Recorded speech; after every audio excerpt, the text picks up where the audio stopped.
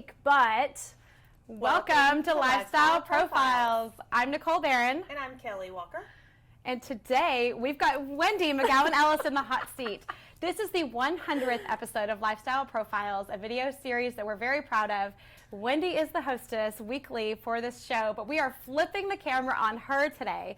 And Kelly Walker and I have some great questions so you can get to know her a little better. Kelly, from where did we procure these questions? We actually asked our team at Lifestyle Frisco. So these questions are from our own writers. Wow.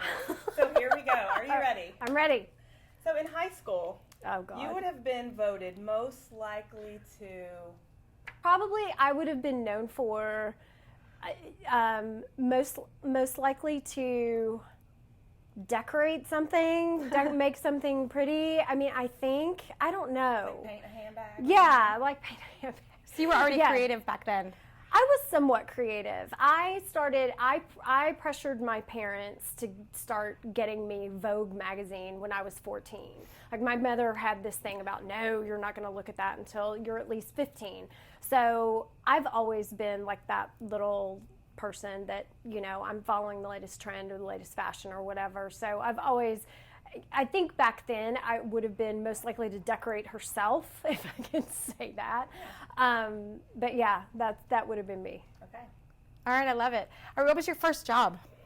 So my first job, also in high school, I've never actually had like a typical high school job. I've never babysat either. I've never changed a diaper. So my first job was I started a private cheer coach lessons. So I, in 1984, was charging $50 an hour for private cheer lessons. Wow. And making bank. I wish I had all that money back. Yeah, so that was actually my first entrepreneurial experience. It was kind of the first lesson of, you know, to own the thing is better than to work for the thing. But, you know, hopefully y'all don't feel that way, but that was kind of my lesson. Oh, no. I've long since decided I'm not the entrepreneur. I'm the support. It's good. We all know our strengths. Yes. Fine by me. Yes. So I heard you have kind of a nerdy holiday tradition when the holidays roll around every year. Is that true? Is that something you can tell us about? A nerdy? Define nerdy. Oh, this is from Scott. Okay, I got it. Finally, see, you say nerd, and I don't really go that direction. Yes, we if there is a Star Wars series coming out, this is the thing. Oh my! So yes, you're a Star Wars fanatic? No, I'm not. Oh. Scott is, but Okay. if there's a movie coming out, then that is a holiday tradition. We also have. And now I know where he's going. We have two other holiday traditions. So between Halloween and Thanksgiving, we'll typically watch the entire Lord of the Rings series. And then between Thanksgiving and Christmas, we watch the entire Harry Potter series. I don't know why, but Harry Potter just feels like Christmas to me. Like, they always have that fantastic Christmas scene and the trees decorating itself and whatever. Right. So magical Christmas time. So those are our three little nerdy traditions. If there's a Star Wars, Lord of the Rings, and Harry Potter. So yes. Great. Yes, and it's binge. Like, it's Sunday, it's donuts, it's milk, it's no leaving the pajamas. It's awesome. Yeah. Oh, that's so good to know that you do that sometimes. Yeah. Oh, my You're God. not always hustling and bustling around town. Hey, No. everybody, they sit. No, we sit quite a bit on the weekends, especially this time really of year. good. Yeah. Okay, if you could invite 3 people to a dinner party, who would it be? Oh, my, that's a great question. So I would invite Grace Kelly, Megyn Kelly, and... We need another Kelly. No, if I needed another Kelly, Grace Kelly, Megyn Kelly, and Carly Fiorina. That's who I would invite. Oh. That's who I would invite to my dinner party. Sorry, Nice. guys, no gents at this party, but That's anyway, okay. Yeah. They'll be fine. So who inspires you fashion-wise and non-fashion-wise? Fashion-wise, I don't really get inspired by a person. I get inspired by brands. So I'm going to do a plug, non-paid compensated promotional plug. The dress that I'm wearing right now is by a company called The Fold out of London, and it was started by a woman. This is the other thing. I tend to support women-run or women-owned brands. So The Fold is started by a woman in London who spent the majority of her career like at a Smith Barney or a Merrill Lynch or something like that, a financial institution, and bemoaned the fact that all of her corporate attire felt very mannish, suit, jacket, skirt, that kind of look.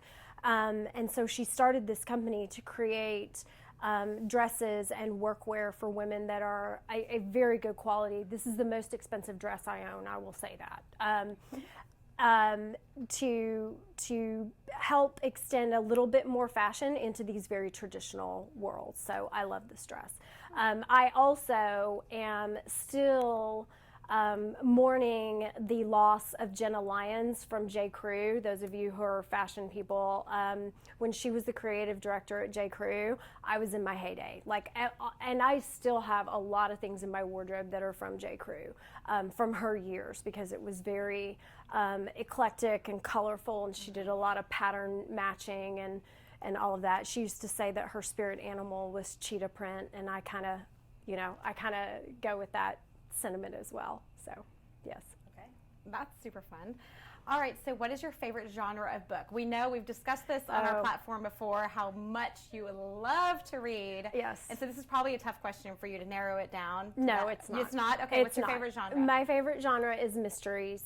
And my favorite author, far and away, is Agatha Christie. Most people don't know that behind the Bible and Shakespeare, Agatha Christie is the third most sold writer in the world ever.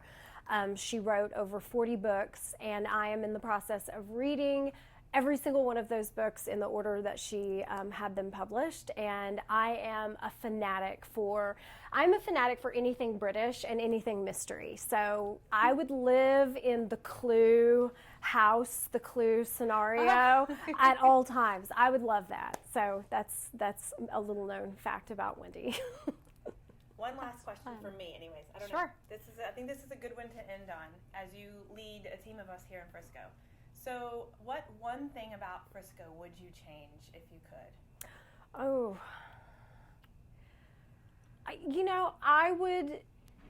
I would change a little bit the pace of how quickly we're growing.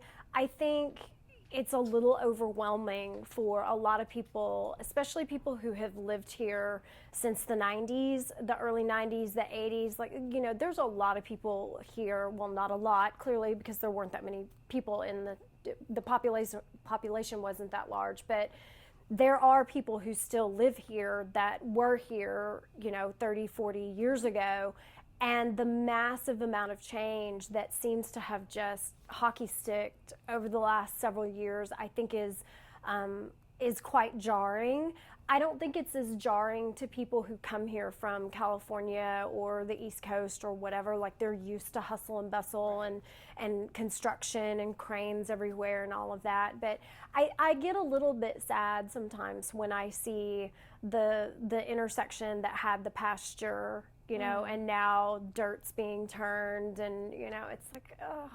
So then, what is your favorite thing about living here in Frisco? My most favorite thing about living here is pretty much the opposite or the flip side of exactly what I just said, which is there's constantly something going on. Mm-hmm. There's constantly something new. I love the diversity of the town. We're having people come in, again, flip side of the coin, we're having people come in from all over the country and from around the world and locating here. Not only for our business-friendly environment, but for the family-friendly aspect of who we are and how we represent as a city. Well, thank you. Thank you for letting us stick you in the hot seat. Yes. You're such an excellent host each week with our clients and with local community members, and so it's really fun to let everybody get to know the fabulous woman that we get to work with every single day thank you. on this 100th episode of Lifestyle Profiles.